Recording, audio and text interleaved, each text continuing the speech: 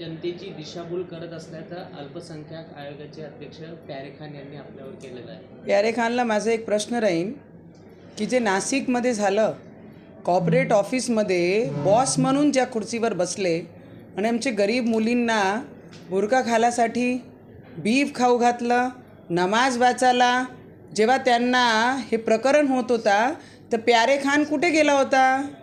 प्यारे खानची पोटतिडकी बाहेर का नाही आली? प्यारे खाननी त्याच्यावर उत्तर दिलं पाहिजे. पहिले जेव्हा कोल्हे प्रकरण आमच्या अमरावतीमध्ये झालं तेव्हा अध्यक्ष म्हणून प्यारे खान काय करत होते? प्यारे खानची जेव्हा पोटतिडकी का बाहेर नाही निघाली? का त्यांच्या समाजाचे लोकांनी एक हिंदू व्यक्तीवर गला कापला आणि त्याचा जीव घेतलं, तेव्हा प्यारे खान कुठे गेला होता? प्यारे खानची आज पोटतिडकी बाहेर दिसत आहे. प्यारे खान जे अध्यक्ष म्हणून अल्पसंख्यांचं प्रतिनिधित्व करत आहे.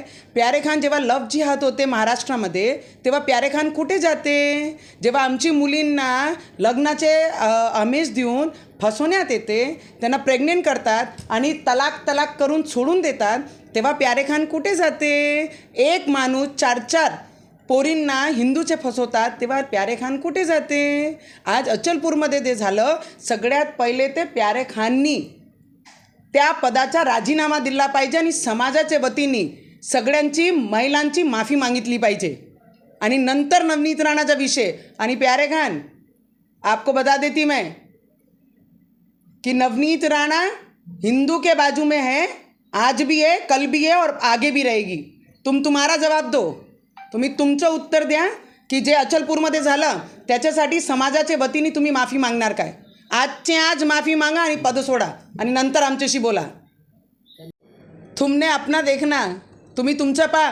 प्यारे खान, नवनीत राणा हमारी लड़कियों पे अगर कोई हात डालेगा, नाशिकवर ज्या पद्धतीने ऑफिसमध्ये आमची मुलींसोबत जे प्रकार घडलं त्याच्यावर बोला. आणि तुम्ही काय म्हणता अचलपूरमध्ये लॅपटॉप बरामद होऊ द्या आणि मग तुमच्याशी बोलू.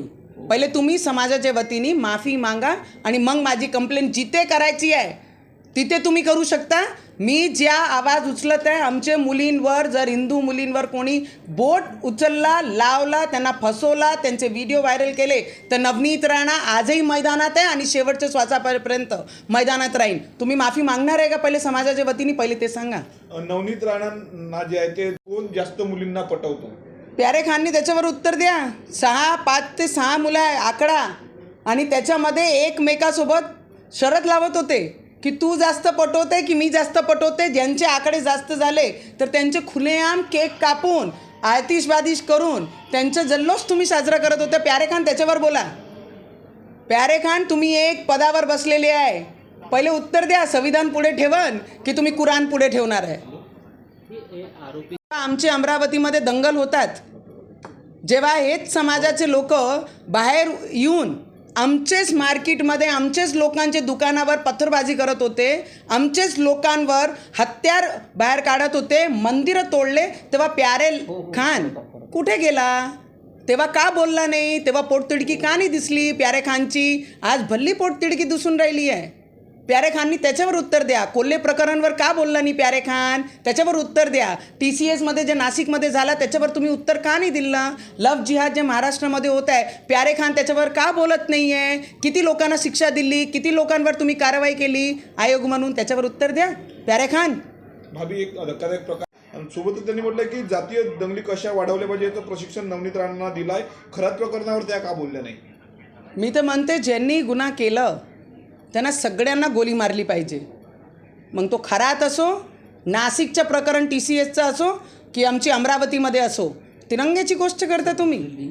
ताई, तिरंगा जेव्हा पाकिस्तानमध्ये काही चांगला पाकिस्तान करते तर त्याचे झंडे देशामध्ये लागते. तुम्हाला पाकिस्तानचे झेंडाप्रेमी आहे की या देशाचा?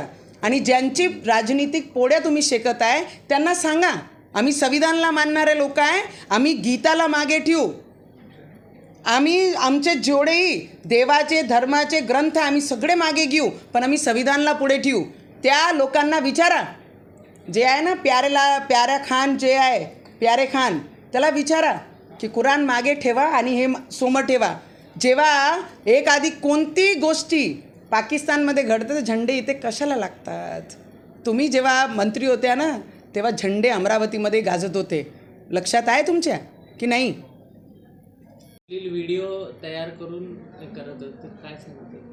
मी तेच म्हणत आहे, जे मुख्य आरोपी आहे, ज्याच्या जल्लोष करताना जे व्हिडिओ आता मी पाहत आहे, त्या मुख्य आरोपीचे जे वडील आहे त्यांना सह आरोपी केला पाहिजे.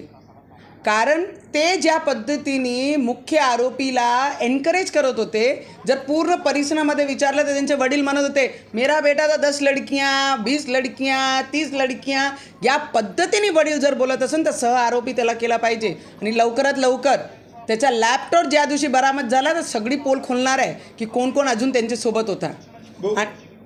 धर्माचं राजकारण केलं जात आहे, भाजप दंगली घडवण्याचा प्रयत्न करत आहे, यशोमती ठाकूरांनी म्हटलेलं आहे. माझी नणंदबाईला माझं एवढंच उत्तर राहील, ताई तुम्हालाही मुलगी आहे आम्हालाही आहे, आणि ज्याही मुलींसोबत हे प्रकार झालेला आहे, TCS बद्दल तुम्ही बोला, आमचे मुली आहे गरीब मुली असतात जे दुसऱ्यांच्या इथे नोकरी करायला जातात, आणि एक पदावर बसलेला व्यक्ती त्या ऑफिसमध्ये बॉस म्हणून जे ग्रुप बांधून घेतात आणि ते बॉस म्हणून आमच्या गरीब मुलींच्या छळ करत होता, तेव्हा आमची नणंदबाई कुठे गेली होती? त्यांना बुरका जबरन घालत होते, त्यांना नमाज वाचायला लावत होते, त्यांना बीफ खाऊ घालत होते, तेव्हा माझी नणंदबाई कुठे गेली होती? राजकारणीय राजनीती पोळ्या सेकणं बंद करा नणंदबाई, तुम्हालाही मुलगी आहे, एक आई म्हणून तुम्हाला मी सांगताय.